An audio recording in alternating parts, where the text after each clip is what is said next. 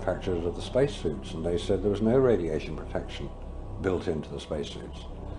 Because I asked them if these same spacesuits could be used by technicians to go to Chernobyl or 3 Mile Island, because the nuclear reactors produce the same radiation as produced in space. They said no, not advisable, no protection. Ex-Nazis were now in charge of vast amounts of tax dollars. In today's value, the Nazis at the heart of the NASA space program were given more than $600 billion. All NASA had to do was announce a new space project, and the money was handed over so that the American government could save face in the Cold War. Alan Shepard and John Glenn were blasted into space using equipment which was still in the prototype stage. John Glenn reports UFOs to Mission Control, which he describes as looking like fireflies, similar to the Foo Fighters reported by pilots during World War II. Wernher von Braun and Hermann Oberth were later to confess that they both believe alien life forms exist and may have already visited planet Earth in the past. NASA soon learned that we are not alone in the universe.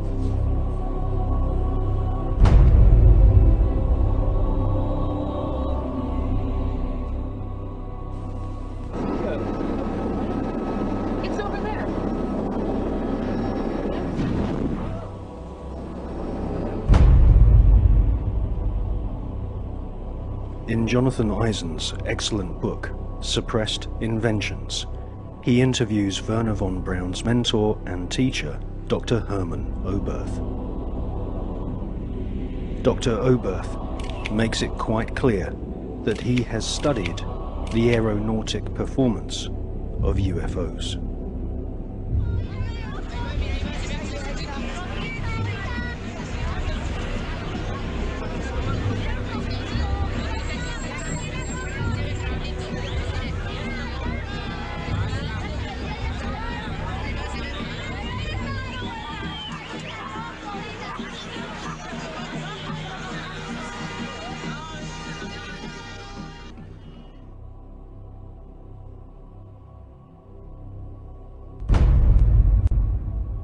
In 1972, Dr. Hermann Oberth made the following statement. Today, we cannot produce machines that fly the same as UFOs do. They are flying by means of artificial fields of gravity. This would explain the sudden changes of directions.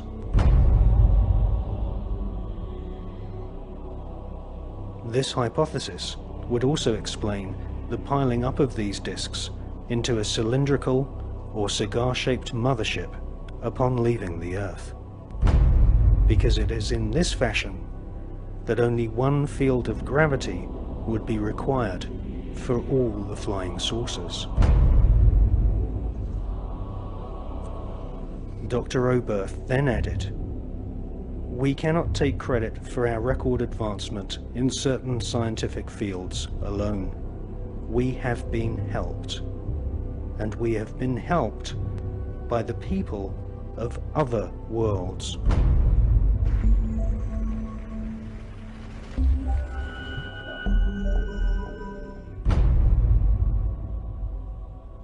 Dr. Hermann Oberth was the greatest pioneer of astronautics.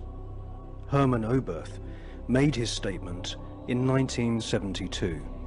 Almost 20 years later, in 1991, amateur footage of UFOs stacked up in a cylindrical formation was filmed in Mexico City.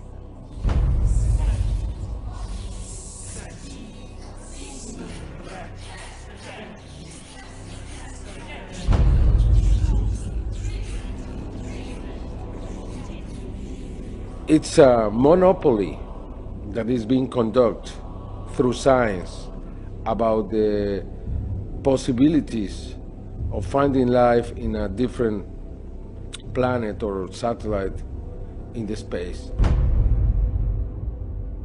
We have many other reasons to believe that NASA has been lying in every respect. It's very difficult to know if the politicians know the real truth or not. We know that there is government inside the government.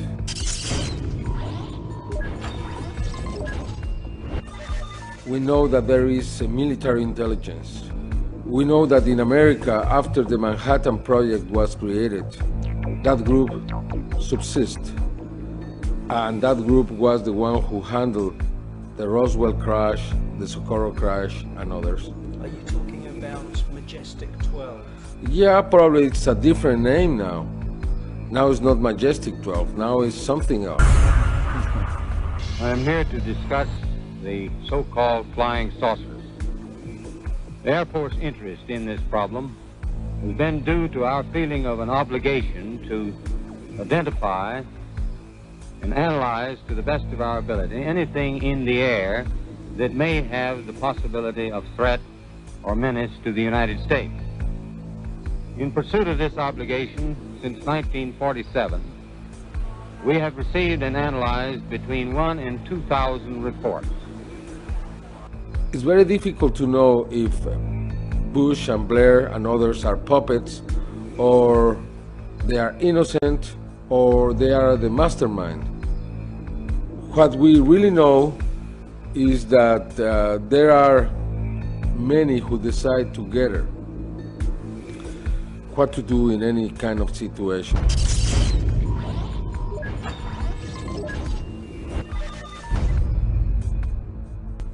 The Russians now have a very different policy around this phenomena. We have to remember that when Gorbachev met Reagan,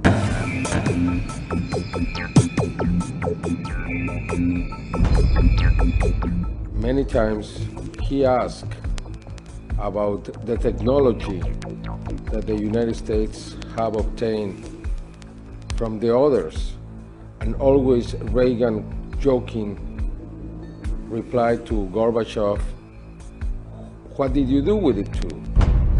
They never said we are speaking about alien technology, but many times they spoke about the other technology. And we know that Gorbachev renounced to the race, the Cold era, because he learned that the United States had technology from these beings. From the Greys. From the Greys.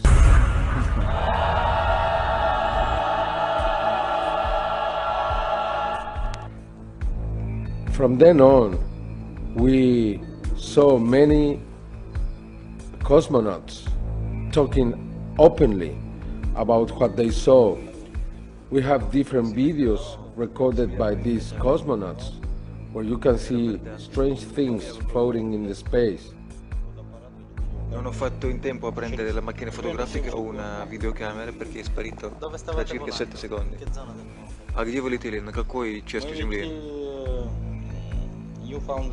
Eravamo sopra il Newfoundland. Terra nuova. We have also something very important, which is a video taken inside the space agency in Russia, where you can see the Mir surrounded by dozens of bright objects. This is Mission Control Houston. We are using the payload bay cameras right now to hopefully catch a glimpse of the Russian space station Mir as it performs an on-orbit burn.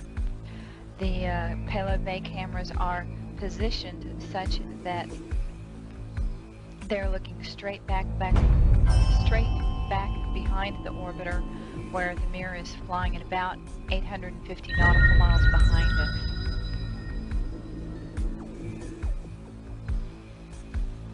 No joy from here, sorry. Hope it was a good one though for our friends. Thank you, sir. We could not see it here either. We'll wait 2 or 3 more minutes till sunrise, and then at that time give you a go for KU stow.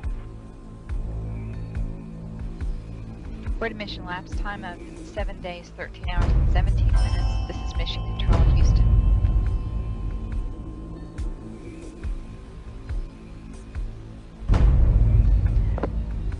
The Mir space station is now visible.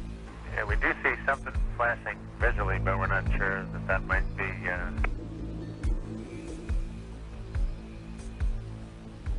This shot was obtained by the shuttle, by the Americans.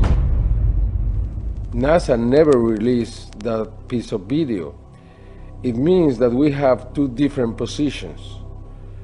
One that is openly saying, yes, we have experience out in the space. That's the Russians.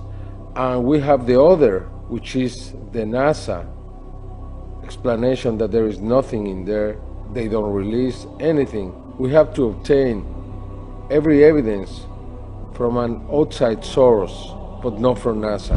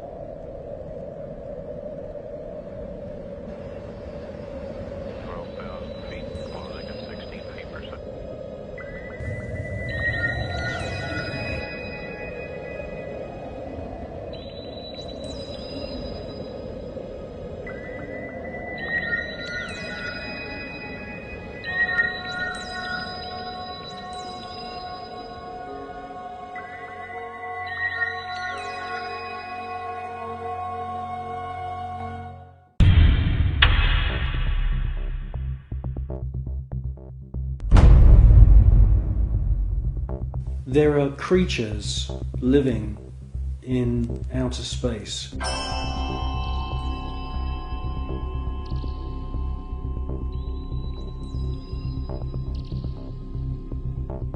And I'm the first one to realize how crazy that sounds.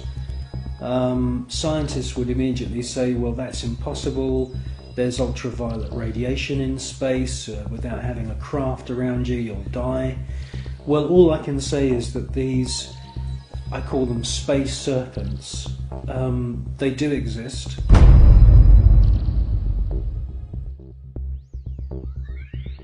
They've been filmed by Story Musgrave, who's a senior space shuttle commander. He's been with NASA for 30 years. He's seen one of these space serpents on 2 occasions. He's filmed it on 1 occasion.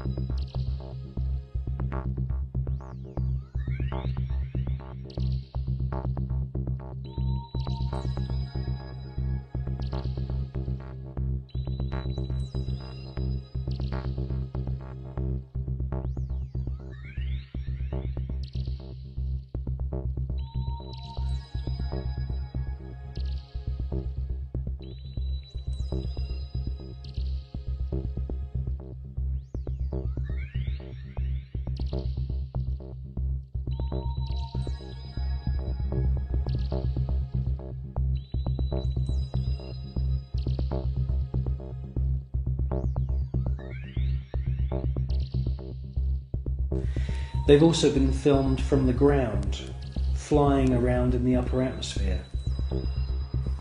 Now, quite frankly, we don't know anything about the life cycle of these creatures, but they do fit in with the descriptions of other kinds of critters, other strange looking creatures that astronauts from the very early days of NASA have reported.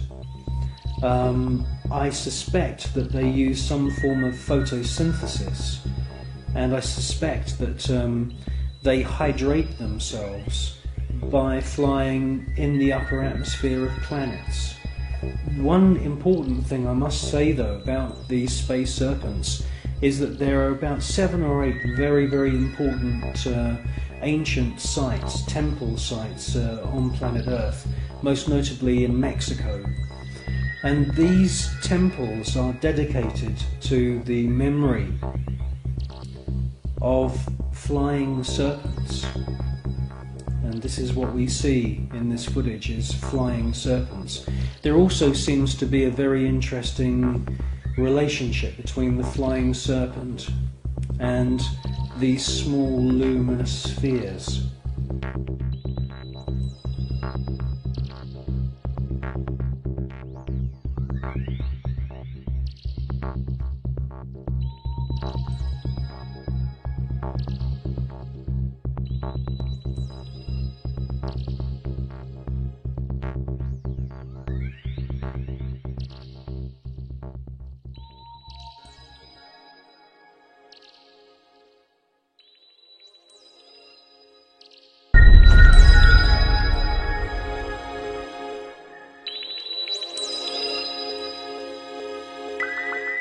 Control Houston, we are using the payload bay cameras right now to hopefully catch a glimpse of the Russian space station Mir as it performs an on-orbit burn. Though it will be difficult to pick Mir out from the stars as they pass behind us, the payload bay cameras are positioned such that they're looking straight back behind the orbiter, where the Mir is flying at about 850 nautical miles behind us. Well, obviously this is a massive faux pas that this piece of footage was accidentally broadcast. The person who's passed me this piece of footage is now dead. The footage that we see, mostly of UFOs, has been filmed with image intensifying equipment.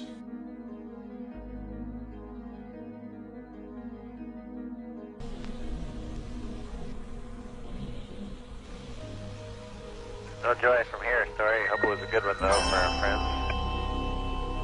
Thank you, sir. We could not see it here either. We'll wait 2 or 3 more minutes till sunrise, and then at that time give you a go for KU Stowe. We're at a mission elapsed time of 7 days, 13 hours, and 17 minutes. This is Mission Control, Houston.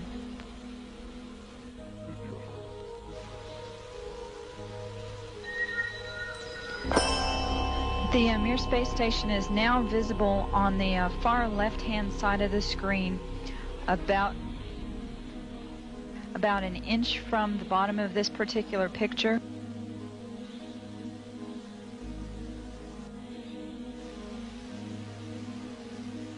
Okay, the Mir space station is the small flashing light in the center, about an inch from Camera Charlie on the monitor. the left-hand side of the screen. It's slowly...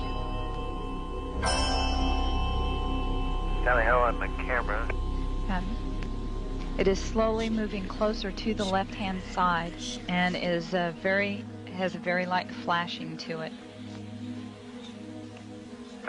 We think on the middle of the screen, way to the left-hand side.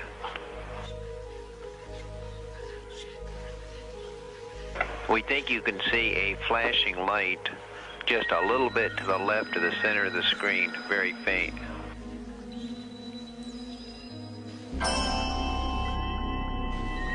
Yeah, we do see something flashing visually, but we're not sure that might be...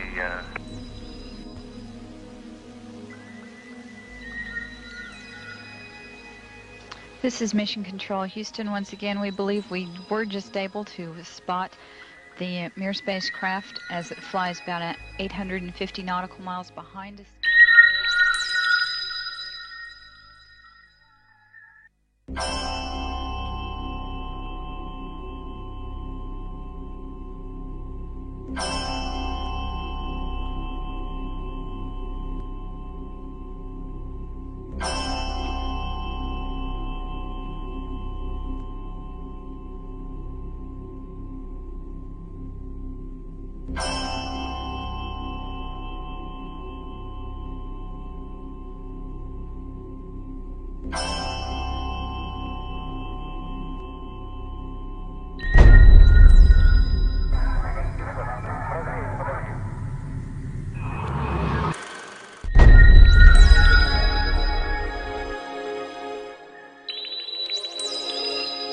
Yes, STS-80 was a very, very strange space shuttle mission.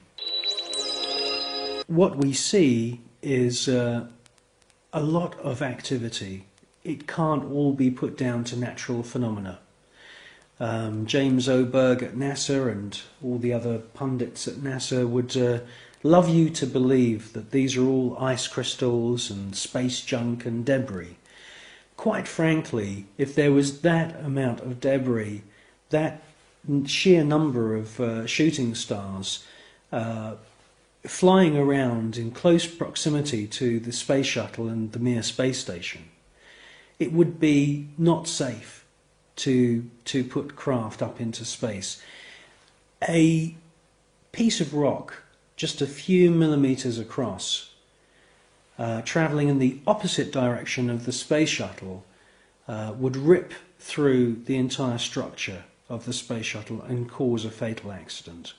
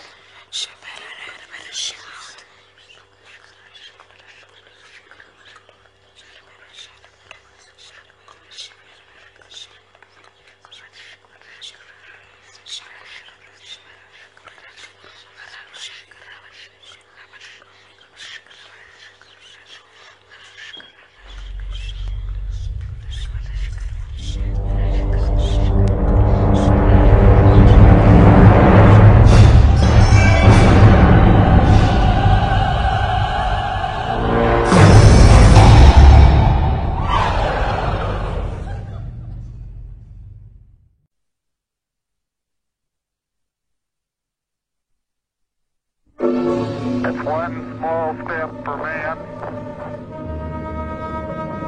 one giant leap for mankind.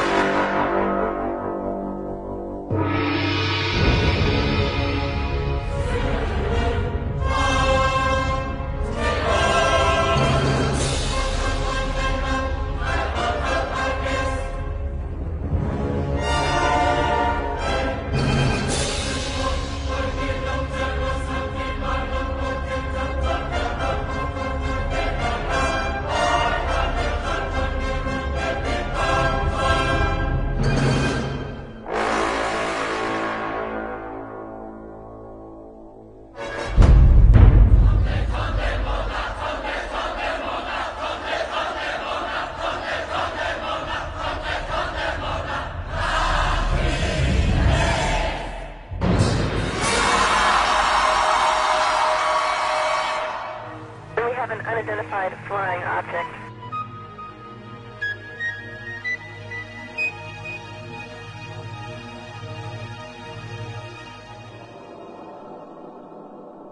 Did it really happen?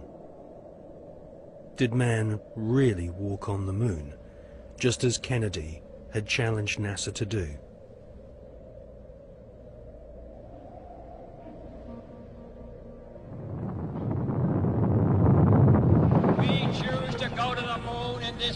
And do the other things, not because they are easy, but because they are hard. The photos of Apollo 11 moon landing have been criticized as being too perfect and looking like they've been photographed inside a TV studio with spotlights.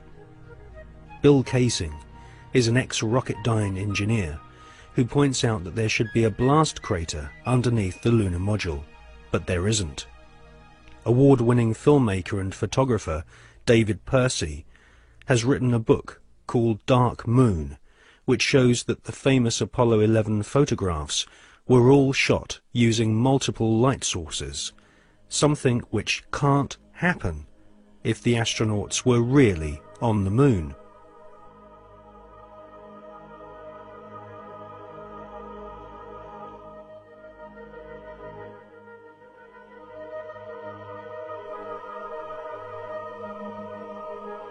Jim Collier, an American investigator, has pointed out that the lunar module was far too small for two astronauts in full spacesuits to maneuver around inside.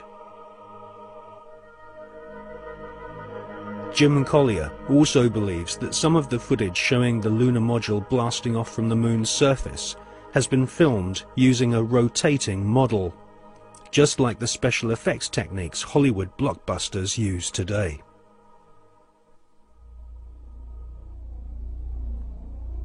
Now, for the first time on film, we present new evidence which proves that at least some of the official NASA photographs taken on the lunar surface are definitely faked, or at the very least, heavily manipulated. Join us now on a quest for the truth to the moon.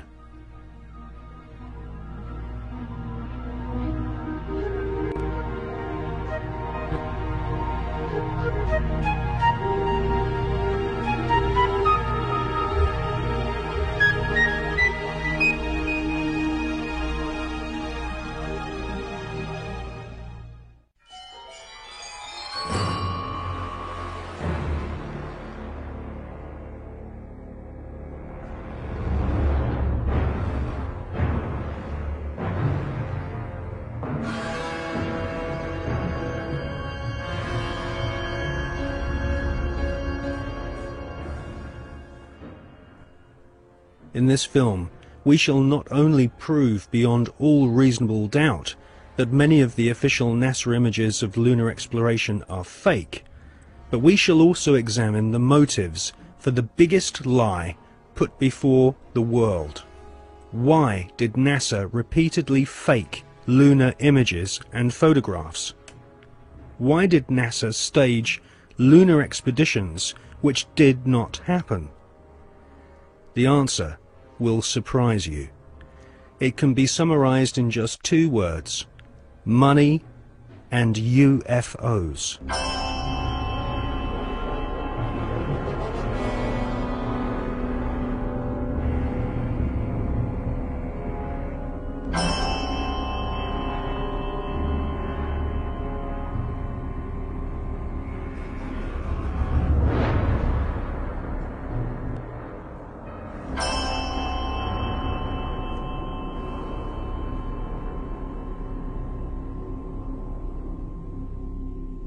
But before we look at the motives for lying on such a vast scale, let's look at where some NASA scientists came from.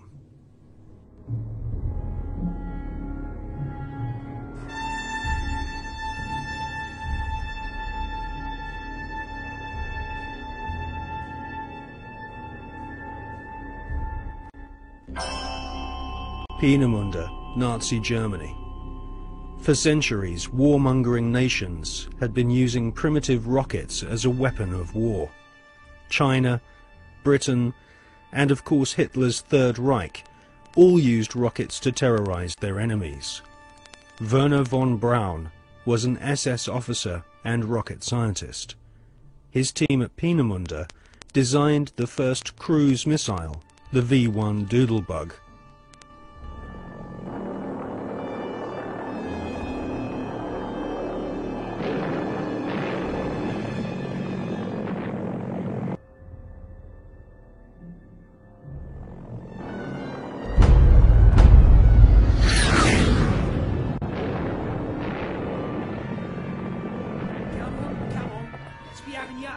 Come on!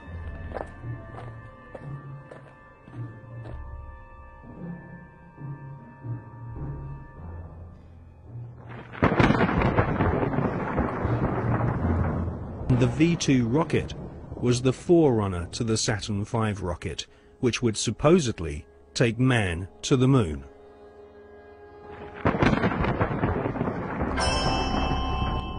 At the end of World War II, the American government were desperate to get hold of the Nazi rocket weapons, which had wrought havoc on the innocent people of Britain. The American government launched Project Paperclip, which secretly changed the war criminal files on Wernher von Braun and his colleagues. Files which described these SS officers as an ardent Nazi were changed to read "not an ardent Nazi."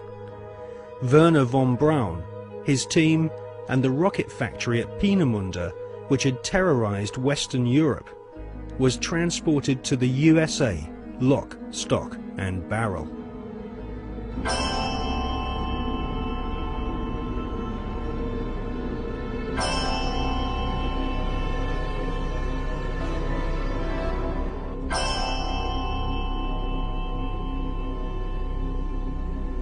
It soon became clear that the Nazis